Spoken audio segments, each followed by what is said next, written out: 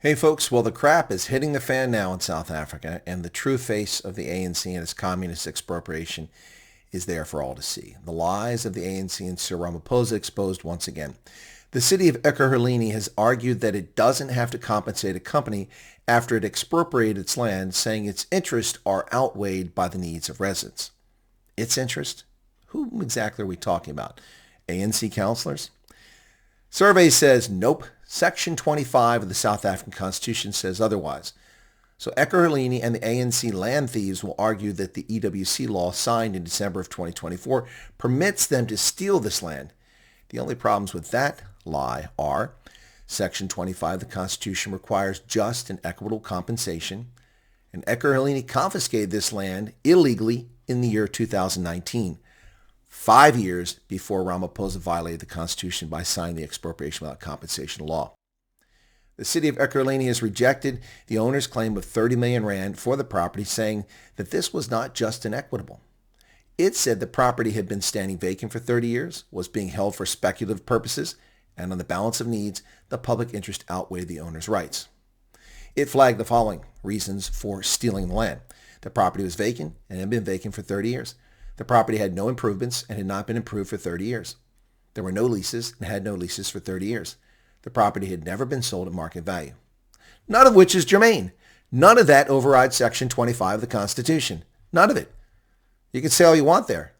The whole purpose of owning land is for speculation. You don't own land just for the joy of it. You own land so that it increases in value.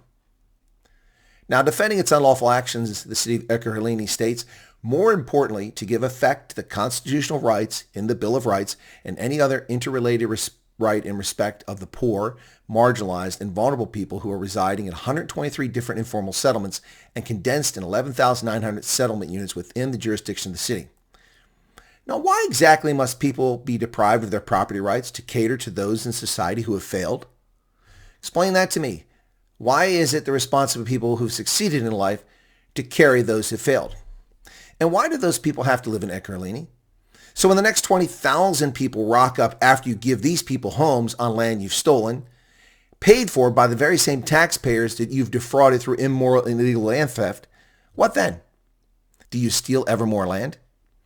Now the Metro argues that the needs of the residents are more important than the rights of the company that own the land. No, they're not. Property rights are sacrosanct in a genuine country. Only lawless fiefdoms abrogate property rights. When you cannot hold title over lawfully gained property, the state is no better than armed robbers who break into your house and take your things.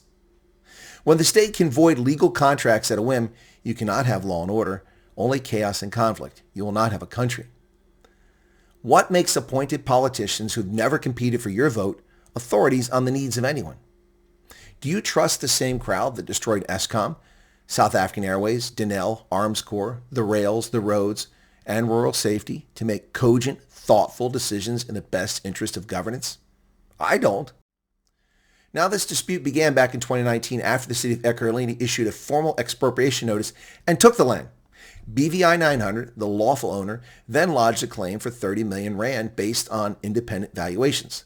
Now, whether BVI's claim was accurate is even not a matter for discussion here, as they received the following reply from Metro's city manager, Imogene Mashazi, that said, the city of Ekurhuleni offers zero compensation, the amount of 0 rand. Zero. Well, in the real world, we call that theft. Also, it proves that Sir Ramaphosa lied to Trump in the Oval Office and proves that the mainstream legacy media in South Africa are corrupt, captured, bought, or simply stupid liars. Virtually every media outlet in South Africa lied or misled when they rushed to go back the ANC's lies about expropriation. No land has been expropriated, conveniently forgetting the Ackerland Broderai example and this Ekurhuleni case. How many other land theft cases have we yet to uncover, folks, that we just haven't got in the news? Now, by way of explanation in its papers filed with the court, Ekurhuleni thieves explain, expropriation of property at market value on a willing seller, willing buyer basis is beyond the capacity of the state and would make the fulfillment of the rights in Section 26 of the Constitution an illusion. Well. Using Section 26 to negate Section 25. Unfortunately, the Constitution doesn't work like that. If the city lacks sufficient funds, then perhaps its politicians should not have spent years looting the fiscus and squandering money on wasteful expenditures. What do you say? Now, a February 13th, 2025 headline read, Ramaphosa reiterates there are no land grabs in South Africa and slams those spreading misinformation. But who spreads misinformation? Cyril Ramaphosa, Ronald Lamola, and many others in the ANC have been spreading disinformation. At the State of the Nation address in February 2025, Cyril lied to the nation and then did the same thing with Donald Trump in May, when Ramaphosa reiterated that the state would not forcibly remove anyone from their land in South Africa. Now, his intent was to mislead the international community, and it didn't work. He said, the people of this country know the pain of forced removals. That is why we will never allow forced removals again in this country. And that is why we have a constitution prohibiting the arbitrary deprivation of property.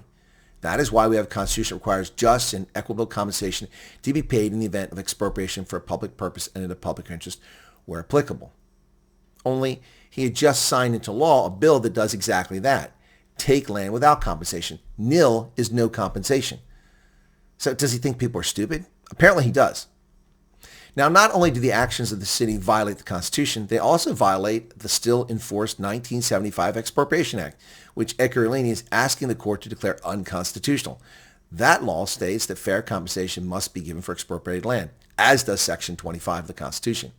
Now, that law came into effect under the apartheid regime, but Section 25 came into effect under a majority Democratic parliament.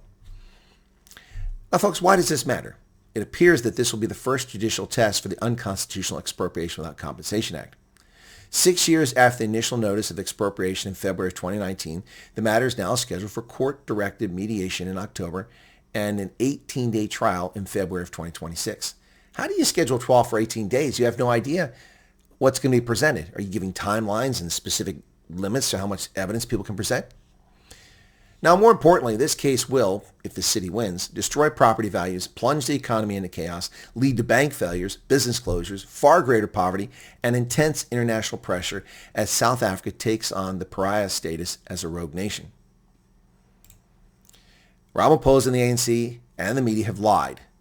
No land has been taken. Well, that's a lie. We've proven that now with two cases. The Ackerland Broederij, which was expropriated, and then News 24 lied about it, and they had to apologize for it, according to the press ombudsman.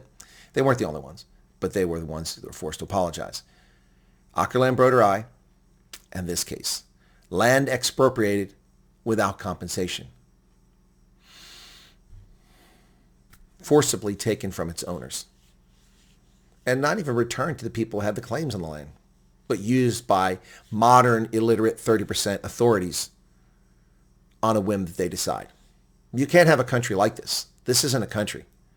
This is cloud cuckoo land. And it's not an enjoyable ride. What say you, South Africa? Mzansi. Hey, world, are you looking down at the bottom of the continent right there? Right there behind me? South Africa. This place is screwed. Rapacious land thieves are undermining property values and property rights while the world sits back and ignores it. Wake up. Wach auf. Cheers.